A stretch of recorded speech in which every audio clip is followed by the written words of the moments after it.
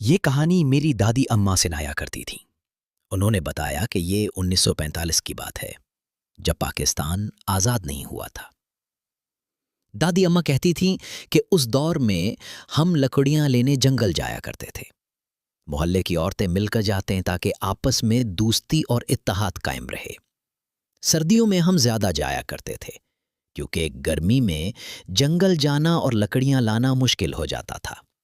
दादी अम्मा बताती थीं कि उनकी एक सहेली थी, नाम था मरियम। वो मेरे साथ मिलकर लकड़ियां चुनती थीं और हम एक दूसरे की मदद किया करते थे। एक दिन हम 4 लड़कियां लकड़ियां लेने गईं। दोपहर का खाना भी साथ ले लिया। जब आधी लकड़ियां इकट्ठी कर लें तो हम सब बैठ गईं और खाने लगें। गांव से जोहर की अजान की आवाज आ रही थी। अजान खत्म हुई तो कुछ ही देर बाद एक औरत आती दिखाई दी। वो हमारी तरफ ही आ रही थी। हम खाना खा चुके थे, बस थोड़ा सा बाकी था। वो औरत करीब आकर खड़ी हो गई और बोली, बहन खाने को कुछ मिल जाएगा, बहुत भूख लगी है। हमारे पास थोड़ा सा खाना बचा था। हमने कहा, ये लें, आप खा लें। वो एक तरफ बैठकर खाने लगी, लेकिन मेरी सहेली ने नोट किया कि उसने बहुत लंबे कपड़े पहन रखे हैं और चेहरा भी डिप्टे से छुपा रखा है। हमें लगा शायद कोई पाली है। पाली वो लोग होते हैं जो जंगल में ही रहते हैं, बकरियां पालते हैं और चराते हैं। हम दोबारा उठें और लकड़ियां बांधने लगे।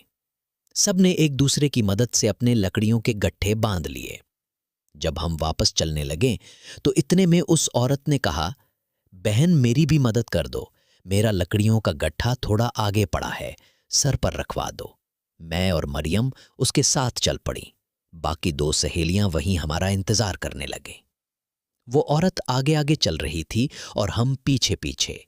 मरियम ने मुझसे कहा, यह औरत कुछ अजीब लग रही है। भला जंगल में नकाब कौन करता है, और इतने लंबे कपड़ों से पांव भी नजर नहीं आ रहे। मैंने कहा, छोड़ो यार, हम बस मदद ही तो कर रहे हैं, 1 मिनट की बात है। मैंने उस औरत से पूछा, बाजी, लकड़ियों का गुठा कहाँ है? उसने कहा, बस थोड़ा आगे। लेकिन हम काफी दूर आ गए थे। हम दोनों ने फैसला किया कि अब आगे नहीं जाएंगे। हमने कहा, बाजी, हम आगे नहीं जाएंगे, हमारी सहेलियां हमारा इंतजार कर रही हैं। उस औरत ने अचानक रुककर एक अजीब सी आवाज निकाली, जिसे सुनकर हम दोनों डर गई। उसने कहा, और जो तुम्हारा इंतजार कर रही हैं, उनका क्या? और फिर जोर जोर से हंसने लगी। ये सुनना था कि हमने ना आओ देखा न ताओ, फौरन भागना शुरू कर दिया। बाकी सहेलियों को भी आवाज दी, जल्दी भागो यहां से, लकड़ियां छोड़ो। उन्होंने भी कुछ ना पूछा, फौरन समझ गईं कि कुछ गड़बड़ है। हम चारों ने दौड़ लगाई।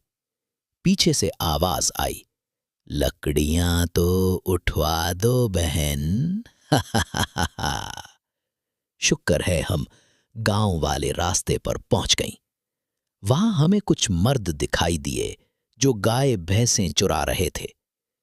उन्हें देखकर हमारी जान में जान आई। हमने उन्हें सब कुछ बताया। उन्होंने कहा, हम भी वो औरत देख चुके हैं, बिल्कुल वैसी ही। वो जगह काफी खतरनाक है, आइंदा उधर मत जाना। तब से हमने वहां जाने से तौबा कर ली।